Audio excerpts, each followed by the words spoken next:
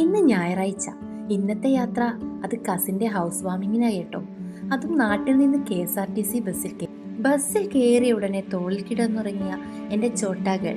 Bus യാത്ര ഇഷ്ടമല്ലാത്ത അവളുടെ ദീദിയും പിന്നെ എൻ്റെ ഉമ്മയുമാണ് കൂട്ടിനുള്ളത്. നാട്ടിൽ നിന്നും വയനാട് ബസ്സിൽ അടിവാരത്തേക്കാണ് ടിക്കറ്റ്.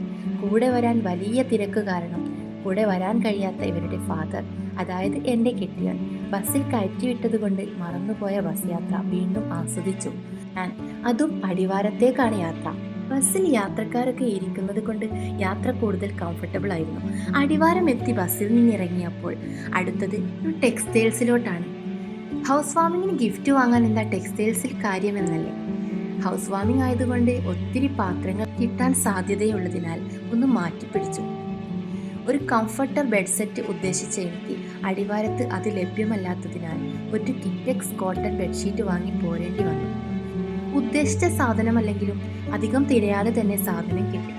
അതും വാങ്ങി ക്യാഷും കൊടുത്ത് അടുത്തത് ഓട്ടോയ്ക്ക് തിരയലായി. പിന്നെ ഓട്ടോയും വിളിച്ച് നേരെ കൂടൽ വീട്ടിലോട്ട്. കൂടലെന്നും പൊരേക്കൂടലെന്നും കുടിയേക്കലെന്നും കുറ്റൂശ എന്നും പല നാട്ടിൽ പല പേരിലാണ് അറിയപ്പെടുന്നത്. ഹൗസ് വാമിംഗ് എന്ന് ഒറ്റ പേരിൽ അങ്ങോട്ട് പറയാം. സ്ഥലത്തെത്തി നേരെ വീട്ടിനുള്ളിലോട്ട് കയറാൻ നോക്കിയപ്പോൾ മുറ്റത്ത് തന്നെ പലതരത്തിൽ അട്രാക്ട് ചെയ്യിക്കുന്ന ജ്യൂസുകൾ യൂണിഫോമിട്ട ചേട്ടന്മാർ നിരത്തി വെച്ചിരിക്കുന്നു. ദാഹം കാരണം ഇഷ്ടപ്പെട്ട 2 ഫ്ലേവർ എടുത്തങ്ങ് കുടിച്ചു. അടുത്തത് വീട്ടിനുള്ളിൽ കയറി വീടും കണ്ട് കുടുംബബന്ധം പുതുക്കി. അടുത്ത തിരക്ക് ഭക്ഷണത്തിനാണല്ലോ, സ്വാഭാവികം.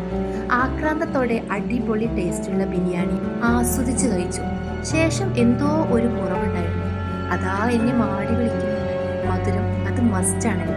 വാനിലയും സ്ട്രോബെറിയും രണ്ടും കഴിച്ച് എല്ലാവരോടും യാത്രയും പറഞ്ഞ് തിരിച്ച് നാട്ടിലോട്ട് ബസ് കയറി. സത്യം പറഞ്ഞാൽ വീട് മനോഹരമായി, ഒത്തിരി ഇഷ്ടമായി. മാഷാ അല്ലാഹ്. യാത്ര ഒട്ടും ഇഷ്ടമല്ലാതിരുന്ന സിയമോളെ എല്ലാ സാഹചര്യത്തോടും നമ്മൾ പൊരുത്തപ്പെടണമെന്ന് പറഞ്ഞ് ബസ്സിൽ അവളെ നിർബന്ധിച്ച് കൂട്ടിക്കൊണ്ടുവന്നു. അത് പുതിയ അനുഭവമായിരിക്കും അവൾക്ക് എന്ന പ്രതീക്ഷയിൽ.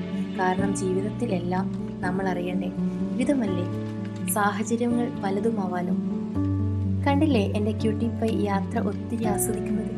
എന്നാൽ ഞാൻ ആസ്വദിക്കട്ടെ കേട്ടോ. അപ്പോൾ ബൈ.